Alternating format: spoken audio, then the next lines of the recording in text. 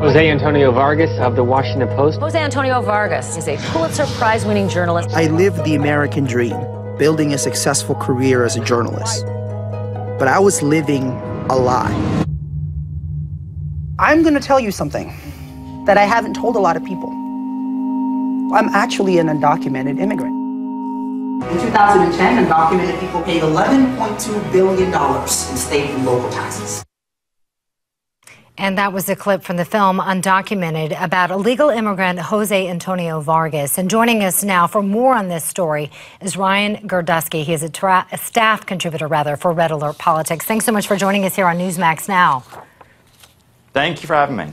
Now, you have a new column about Jose Vargas. We heard him in the previous clip talking about how much money immigrants pay in taxes. Turns out, based on your reporting, that may not be the case for Vargas.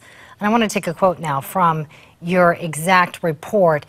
You say Vargas was hit with a nearly $42,000 tax lien and a court notice on January 7th of this year for failing to pay taxes back in 2010. According to the notice, the date of that assessment was September 23rd, 2013. First off, what prompted you to dig into Vargas's finances, and what was your initial reaction when you saw that he had a nearly $42,000 lien?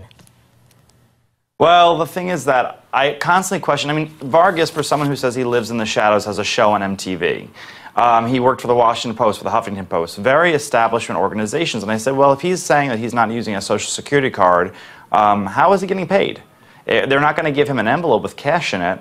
So I started digging into his records, and I found immediately that despite claiming he had paid taxes every year since he was 18, he had a $42,000 that turned out to be a $48,000 tax lien after all was said and done that he paid in February 2015.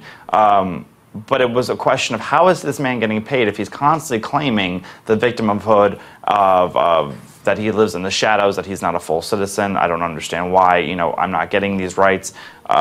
So that's why I initially looked into his finances. Ryan, I have to ask you the obvious question. Did you contact him?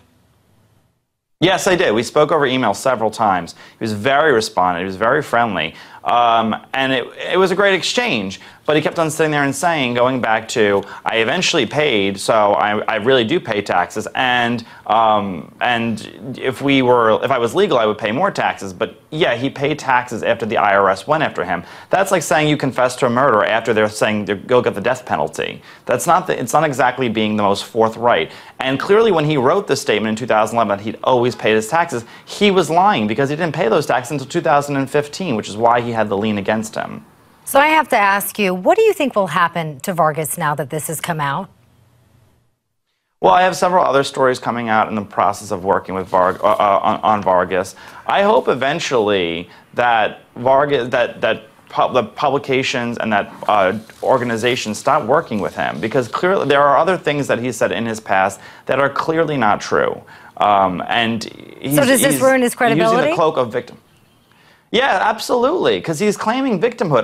The day before that story came out, his entire Twitter feed was spent on talking about white identity. He is so consumed with racial ambiguity and attacking white people that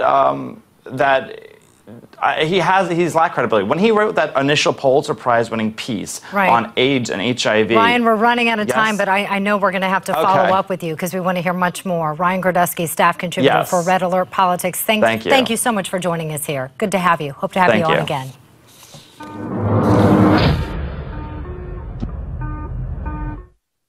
He said that, hey, Dad, me and the guys just took down a terrorist on a train from Amsterdam to Paris. The father of one of the Americans who stopped an attack on a train joins Prime host J.D. Hayworth at 8 o'clock tonight, right here on Newsmax. And after that, hardliners Ed Berliner talks with Ted Cruz about social issues and religious freedom. What we're seeing right now, Ed, is this liberal fascism and intolerance, where their object is to persecute, to punish, to fine any Bible-following Christian or believer